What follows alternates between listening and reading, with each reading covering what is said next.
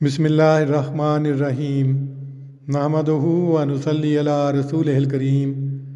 صحیح البخاری کتاب الصلاۃ باب 43 من دعا لطعام فی المسجد ومن اجاب منہ، یعنی جو مسجد میں کھانے کی دعوت دے اور جو اس کو قبول کرے۔ حدیث نمبر 422۔ حضرت انس رضی اللہ عنہ سے روایت ہے، وہ کہتے تھے کہ میں نے نبی صلی اللہ علیہ وسلم کو مسجد میں پایا اور آپ کے ساتھ کچھ لوگ تھے۔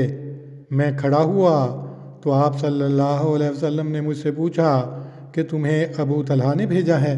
میں نے کہا جی ہاں۔ پھر فرمایا کھانے کے لیے؟ میں نے کہا جی ہاں۔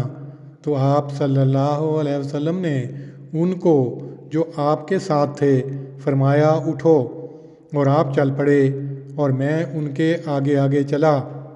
اگلا باب 44 ہے، القضاء واللیان فی المسجد بین الرجال والنساء، یعنی مردوں اور عورتوں کے درمیان مسجد میں فیصلہ کرنا اور لیان کروانا۔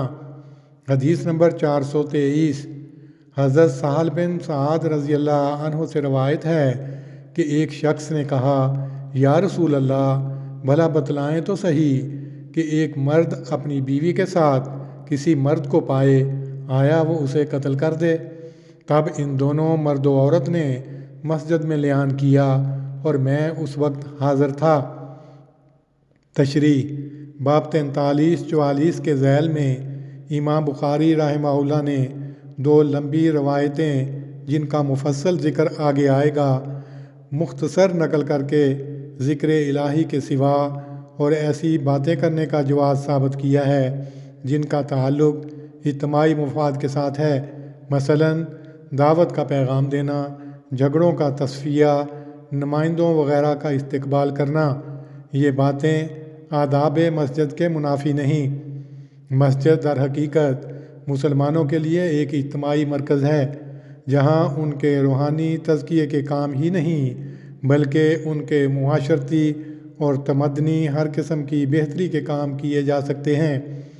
نبی صلی اللہ علیہ وسلم کے زمانے میں اور آپ کے بعد مجلس شورا کا انعقاد مسجد میں ہی ہوا کرتا تھا، بلکہ مسلمانوں نے بعد میں مسجدیں بطور دینی اور تبلیغی مرکز کے بھی استعمال کی ہیں۔ مسلمان اب اس امر سے غافل ہو گئے ہیں، انہیں پھر اثر نو ان قلعوں پر اپنا مستحکم قبضہ صحیح معنوں میں جما لینا چاہیے۔ روایت نمبر 423 میں جس لیان کا ذکر ہے اس کی یہ صورت ہے کہ اگر مرد اپنی بیوی کو زنا سے متہم کرے، یعنی اس پر الزام لگائے اور اس کے پاس شہادت نہ ہو تو ہر ایک اپنی اپنی صداقت پر قسم کھا کر جھوٹے پر لعنت کرے۔ اس کی تفصیل کتاب اللیان، کتاب الطلاق، حدیث نمبر 5309 میں دیکھی جا سکتی ہے۔ اللہم صلی علی محمد وعلی آل محمد کما صلیت علی ابراہیم وعلی آل ابراہیم انک حمید مجید۔ اللہم بارک علی محمد وعلی آل محمد کما بارکت علی ابراہیم وعلی آل ابراہیم انک حمید مجید۔